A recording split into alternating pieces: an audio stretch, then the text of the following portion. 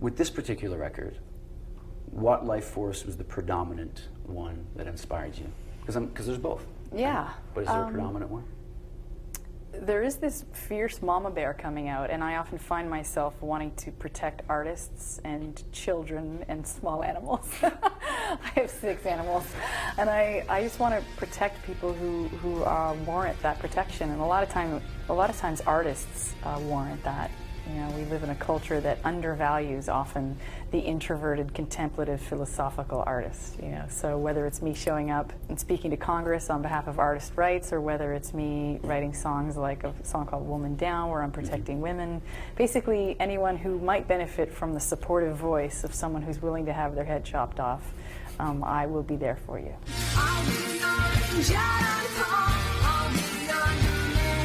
I'd like to read something to you. Let me preface it. Okay. A friend of mine is an actress, and she is having a lot of success right now with a one-woman show. Okay. It's very expressive about herself and her past. That's great. And she says she partly owes the success to you. And she has a tattoo near her heart. Told me this very recently when I mentioned I was going to be speaking with you. And it's "Thank You" written in Hindi, the same way it was on the single cover, for your yeah. song, "Thank You." She says she has it there in gratitude to God, but also paying homage to you, because on the topic of you having the courage to be very expressive in your art. This is what she says, and I would like to read it to you. Okay. Growing up part Muslim, part confused, I looked for the higher spirit constantly. But through listening to her music, thanks to her candidness, I followed her spiritual journey and somehow found my own.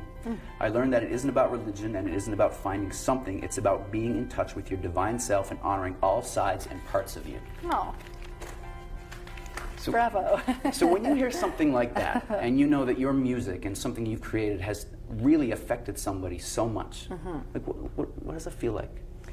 It feels great, because I feel as though I was born to do this. You know, I was born to take very complex ideas and distill them into very pithy one-liners or articles or songs. Right. That's what I was born to do. That's the muscle that I've been, working on my whole life. I'm free but unfocused. I'm green but I'm white. I'm hard but unfriendly, baby. So I take it personally in some egoic sense, where I feel flattered that I was, the front lines of a big movement, spiritual movement, women's movement, etc. And at the same time, this is a movement that's already happening. So what comes first, the chicken or the egg? Probably both. So this movement was happening with or without me. This whole idea that we're spirit in human form was happening with or without me. Right. So while I take it in and I appreciate my having been a very tangible support for a lot of people's journeys, I also know that that it's not personal, and that they would be on their journey with or without me. So it's a bit of egoic Humbleness. Yeah, egoic pride and humility, right. Both. Yep.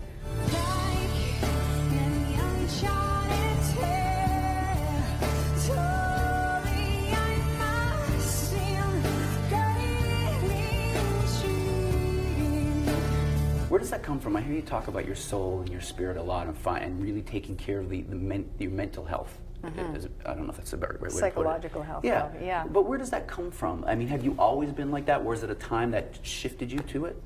I was always a bit of an academic geek, and I happened to have had a voice and was a jock, and according to some, pretty, and according to some not pretty. So it was like I had this opportunity to just use my gifts and have it be something that would serve, And then I was sold the same bill of goods about fame as everybody was, so I was titillated by it and thought, wow, I'll have high self-esteem and I'll have lots of friends and it'll be great. And it proved to be hollow pretty quickly. So now I just use fame as a tool to serve my agenda, to uplift and to support people in their journey.